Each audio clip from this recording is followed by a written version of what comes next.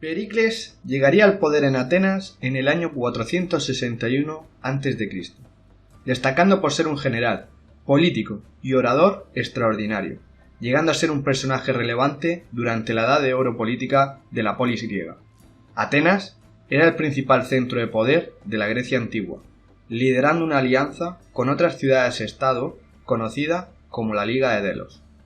El principal oponente sería Esparta, situada al frente de la Liga del Peloponeso.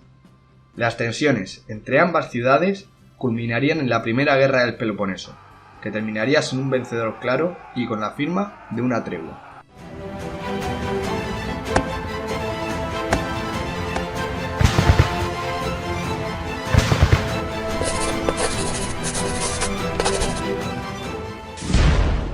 Ante la ambición de Esparta y de Atenas por ser las ciudades dominantes, la guerra volvería a dar lugar en el 431 a.C., cuando los espartanos atacarían las regiones más cercanas a Atenas. No obstante, Pericles pudo persuadir a los habitantes de esas zonas para que se refugiasen en Atenas. Atenienses y aliados, predominantes en el mar y encabezados por Pericles, evitaron un enfrentamiento en tierra, donde los espartanos hubieran sido mucho más fuertes. Un año después de la guerra, Pericles daría el discurso basado en una oración fúnebre celebrada en memoria de los muertos en la guerra, evocando la grandeza de Atenas.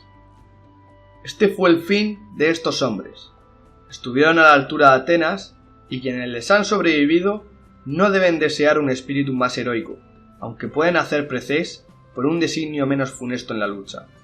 El valor de ese espíritu no ha de expresarse en palabras.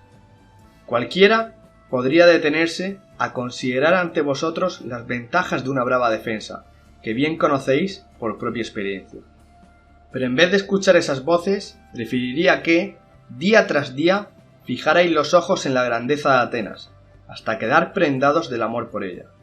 Entonces, cuando la ciudad se os manifieste en todo su esplendor, pensad en que este poder ha sido logrado por hombres conscientes de su deber y valerosos en sus actos, que en la hora del enfrentamiento siempre temieron al deshonor y que si alguna vez fracasaron en su empresa, jamás pensaron en privar a la ciudad de la virtud que los animaba, sino que le ofrendaron sus vidas como el más hermoso de los dones. El sacrificio colectivo que realizaron les fue recompensado a cada uno de ellos, haciéndose merecedores de un elogio imperecedero y de la más noble de las tumbas. No hablo solo del lugar en el que reposan sus restos, sino de aquel en el que su gloria perdura y será proclamada siempre y en cualquier ocasión con palabras o con hechos, porque la tumba de los grandes hombres es la tierra entera.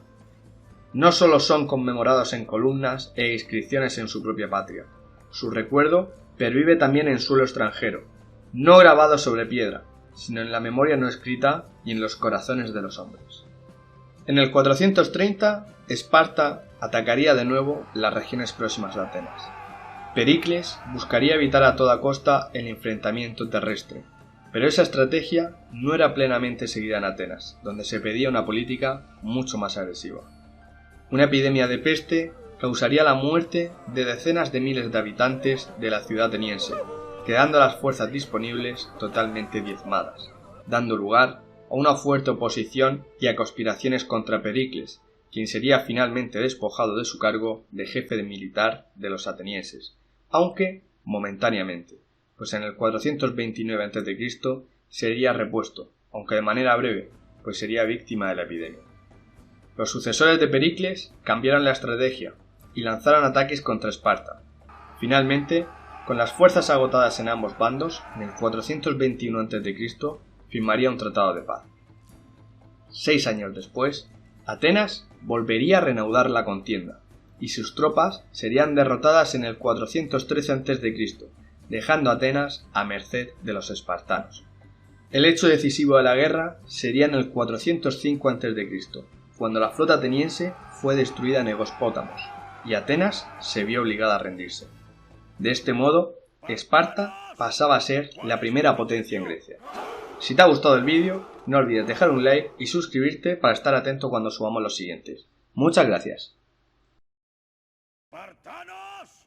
¿Cuál es vuestro oficio?